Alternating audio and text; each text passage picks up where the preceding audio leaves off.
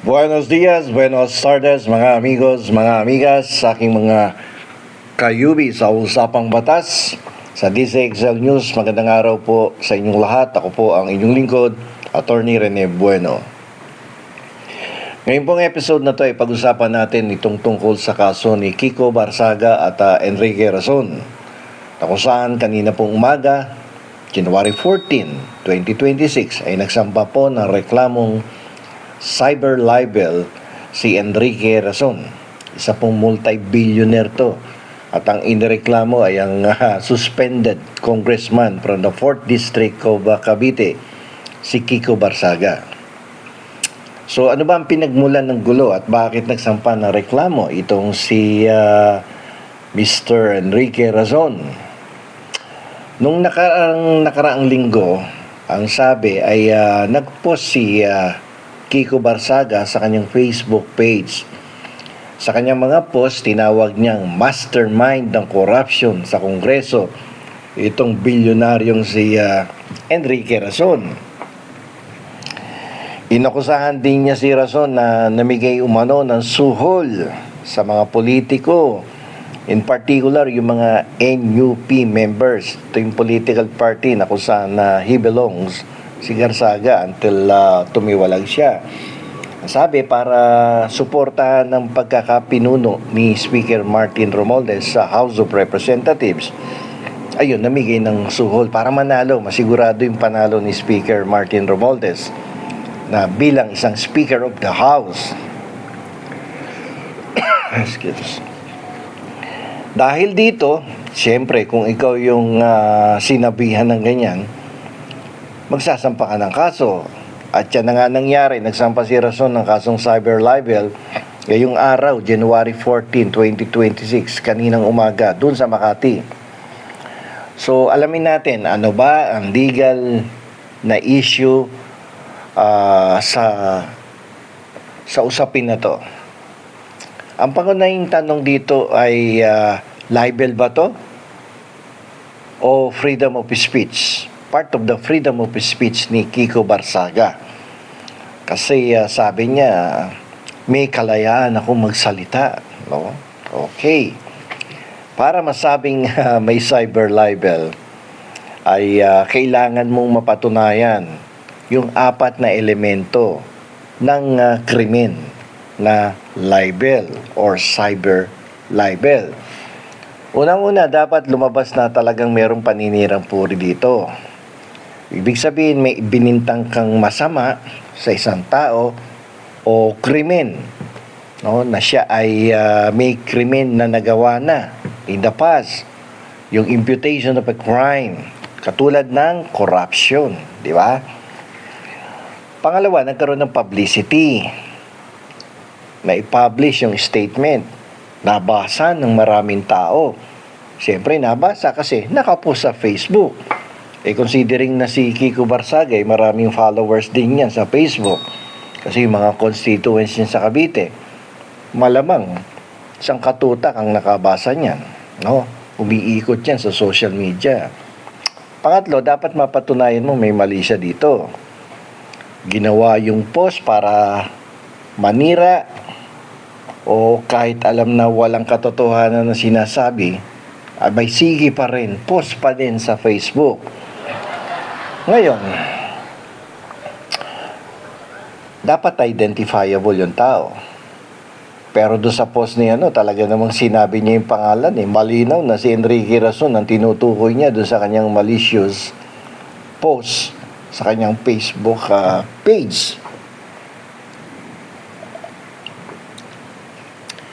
So, ang tanong dito, pwede bang sabihin ni Kiko Barsaga na siya ay merong immunity bilang congressman doon sa kanyang pinagagawa? Karaniwan kasi ang mga congressman ay may tinatawag na parliamentary immunity. Hindi mo sila pwedeng kasuhan sa mga sinasabi nila habang nasa loob sila ng sesyon ng Kongreso. Kaya lamang may problema dito. Yung mga post sa Facebook na gawa sa personal account ni Barsaga at hindi naman bahagi ng opisyal na trabaho sa loob ng plenaryo, ay hindi protektado ng immunity.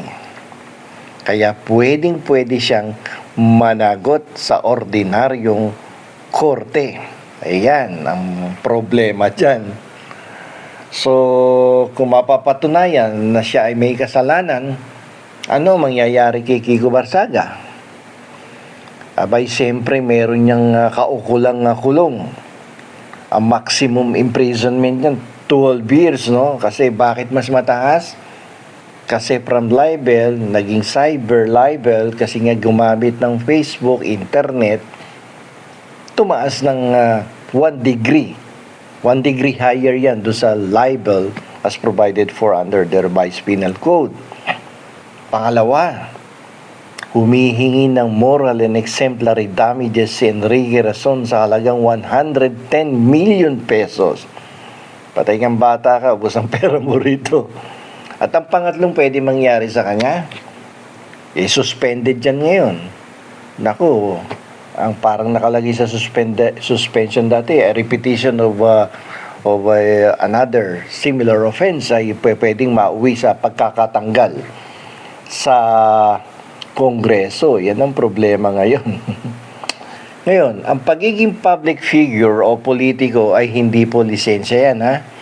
Para mag-imbento ng kwento laban sa isang tao nang walang ebidensya.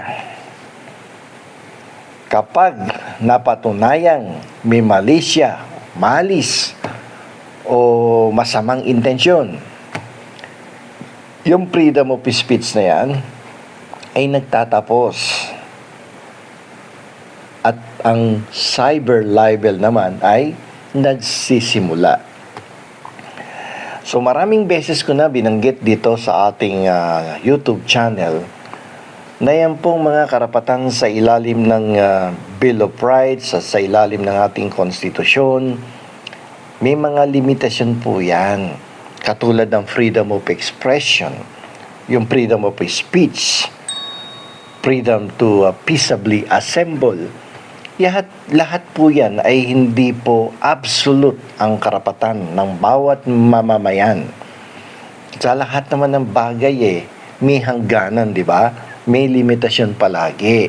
Miski nga sa personal relationship, di ba? Jowa, mag-asawa, magkaibigan, may limitasyon yan Kasi pag dumating do sa punto na inaabuso mo na yung kaibigan mo inaabuso mo na yung kabaitan ng asawa mo inaabuso mo na yung kabaitan ng iyong kapitbahay ibang usapan yon. Mapuputol ang relasyon nyo doon. At pwede nang gumawa ng isang aksyon ang taong nakakaramdam na inaabuso mo naman yung karapatan na ipinagkaloob sa iyo ng batas. And in this case, lumalabas na inabuso. Sa akin palagay, this is my own legal analysis. Inabuso mo yung karapatan mo na magsalita na nakakasira sa reputasyon ng isang taong kilala sa business community, hindi lamang sa Pilipinas, kundi sa buong mundo, sapagkat global business person si Enrique Razon. Hindi lang milyonaryo yan, multi-billionaire yan si Enrique Razon.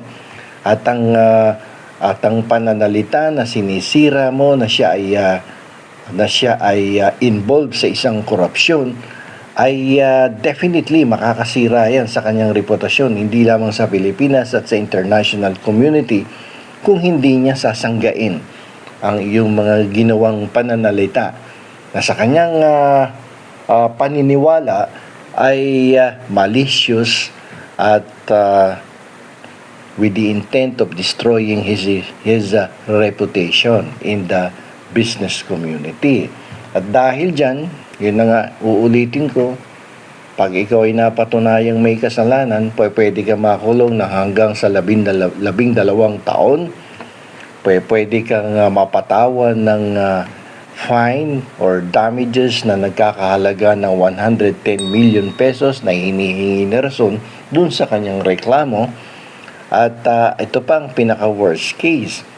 Kongresista ka ngayon, suspendido ka at may warning do sa inyong suspension na kapag naulit ang similar na insidente ay pwedeng gamitin ng House of Representatives ang kanilang diskresyon na ipagpatuloy ang suspension or pwede ka nang sipain palabas ng House of Representatives at ikaw ay matatanggalan na ng honorable sa iyong pangalan.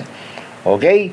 So sana po ay maliwanag ang aking explanation tungkol dito sa sitwasyon na kung saan dinimanda si Kiko Barsaga ng isang multi-billionaire na si Enrique Razon sa kasong cyber libel.